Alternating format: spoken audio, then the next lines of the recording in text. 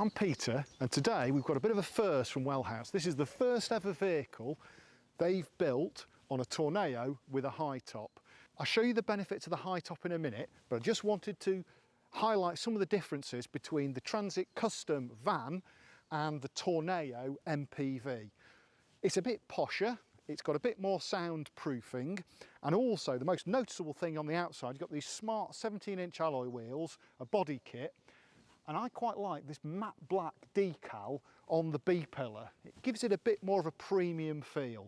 So let's take a closer look to some of the interior features of it. As you can see, there's lots of room in the lounge. This travel seat is for 3 adults. It comes with 3-point seat belts, Isofix for child seats, and also, very importantly, 3 adjustable headrests, so you can not only be comfortable but safe. Another great thing about this particular sliding seat system, which is a German-made TUV approved unit, is that it's mounted on sliding rails, so it can be moved quite easily all the way forwards to give maximum boot space, or right the way back. The rear section of the bed is down, so it will go back another couple of feet if you really want a truly vast lounge space, but there's plenty of room, and the extra height of a high top is really apparent. It feels very spacious in here, and you don't feel like you're going to bang your head on the roof bed or anything like that. So yeah, it's a spacious, airy layout. You've also got lots of light coming in through the overhead roof light, which opens up with a handle and gives you a bit of breeze. So that's a really nice touch. As with the other blinds, fly screen and a nighttime blind as well. Right, let me show you some of the other features. One of the nice things about the Wellhouse is this new touchscreen control panel. It's normally a black screen until you touch it, and then you get this opening screen. Just hit the power button, and as you can see, anything that highlights blue is then active. So these are all the lighting switches, which are then individually controlled. You can also switch on your water pump. Oh, need some water. And we can also check the levels of the fresh and the wastewater. And we can also see the battery voltage of both the leisure battery and the vehicle battery. This particular vehicle's got a solar panel fitted, so you can see the level of current that's chucking out at the moment. So 5.1 amps, which is very healthy. And if you press the home button, picture of a house, quite useful, you can go back to the home screen. But it's a very intuitive system. And the nice thing is, rather than having to fumble with loads of switches and buttons, switch it all off, just hit the power button. You've also got Eberspacher blown air diesel heating on this particular van. Very easy and intuitive to select as well. You can just press it on by hitting that, the 30-minute timers. So I don't want to put it on because it's quite a hot day, so I'll switch it off again. But yeah, quite intuitive to use. You've also got 240 volt sockets, 12 volt sockets, and a couple of 2.1 amp USBs. So all the kit you're ever going to need camping. You've also got the twin burner auto ignition hob and combination sink with a lift up tap. It's cold water only, but you can have a hot water system added as an option. If you've ever wondered what this little thing is, it's actually for cleaning the tap head. You just push it on the end and it allows you to unscrew the filter on the end and clean it. So that's what that little strange plastic thing is that you always find in camper van sinks. So now you know. And tie it back on, that'd be great. Right, there we go. At night time, the travel seat easily converts into a bed. I'll show you how. Let's flip the base forwards through 180 degrees and then lift up a latch to drop the backrest down. The resulting bed is great for 6-footers, has lots of room and lots of thoughtful touches like these individually adjustable reading lights, which you can also vary for brightness. So very thoughtful touch. They've also got USB sockets built into them for charging your phones and things like that. Back here we've got various lockers that are easily accessible. And a deeper overhead locker that you can put all sorts of bits and bobs in. The most convenient place to store your bedding, as I'd mentioned, will be in this overhead locker, because you can just open it up and grab it and make the bed really quickly without having it cluttering up the interior of the camper van in the daytime. So yeah, I'll just convert it back. Converting it back, just need to pull these levers up, push it back, and then lift up the bed base and flip it up and over. And that's back in day mode. Another nice thing at night is you can have as much lighting as you want, or as little. If you just want to set the mood, then these side strips are ideal. Inside the kitchen you get quite a lot of kit with the Trento. So you get a nice grill unit, pad it with a tea towel, will stop it making any noises on the road. Again, oh, it's got a little light as well. It's also got auto ignition and obviously adjustable gas levels. The locker down here, it's got your chemical loo in, and you've got a shelf for all your cooking bits and bobs. There's also a nice storage drawer, slides out, soft close. Overhead lockers for various bits and bobs. You've got another storage area here. It's also got your gas valves in there as well, so you don't need to go out to the van to switch on the gas. And I'll just show you this sliding storage unit as well. You just release a hidden catch, pull it out.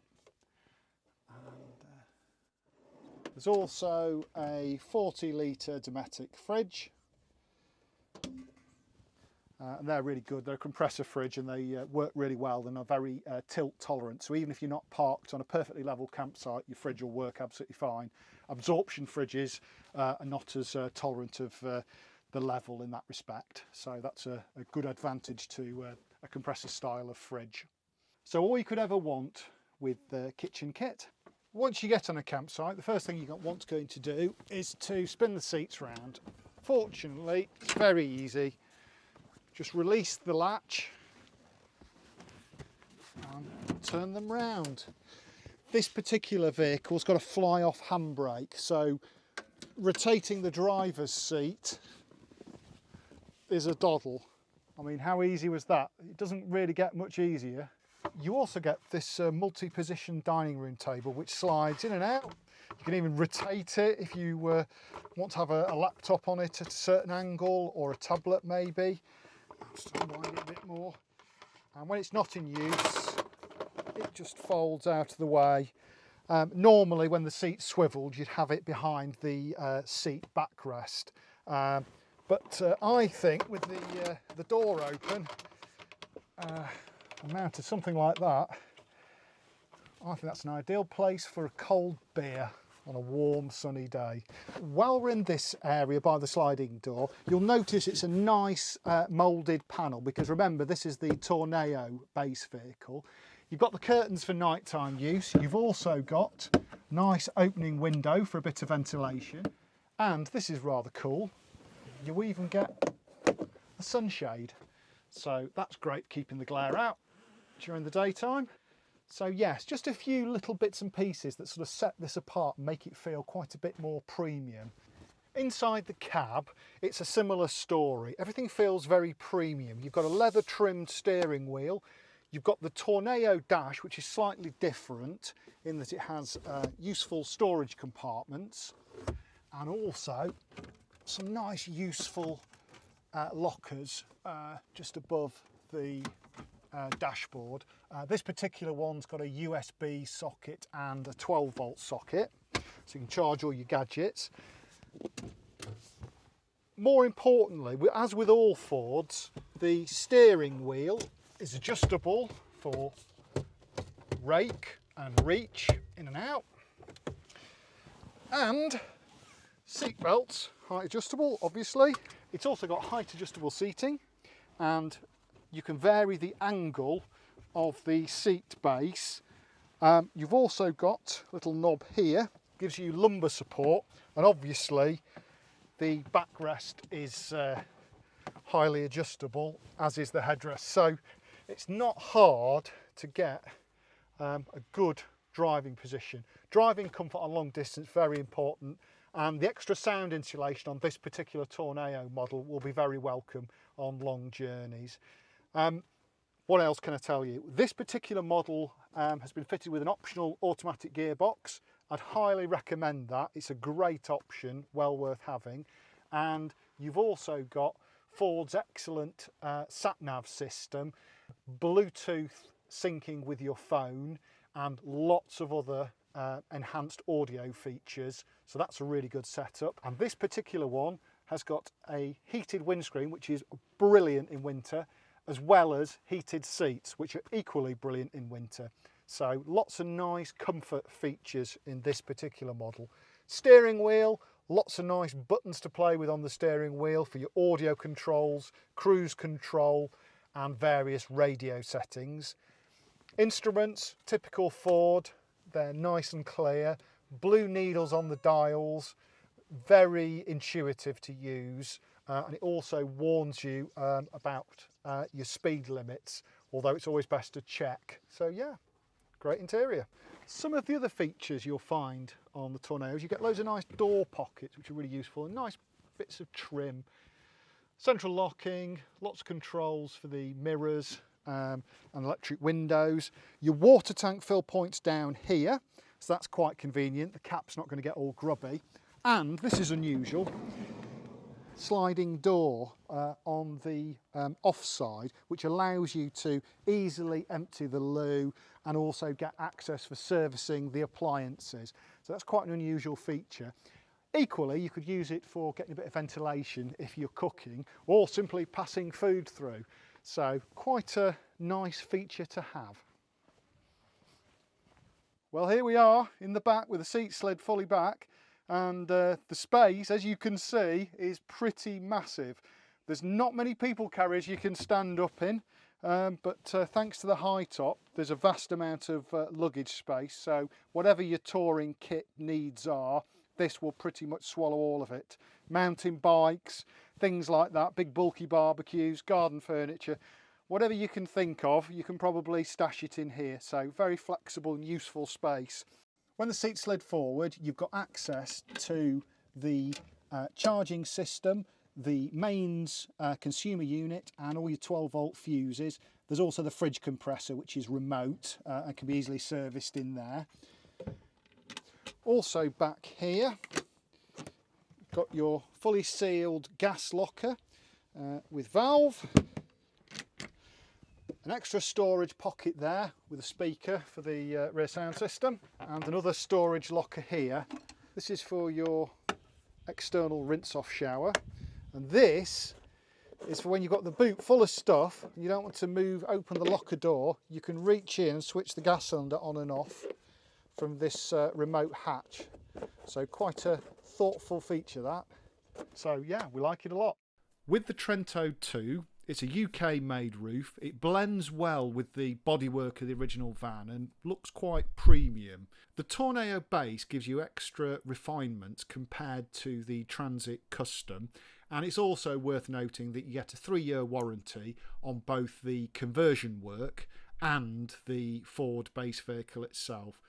It's worth making the point that very few elevating roof pop-tops will fit under a 2-metre height barrier.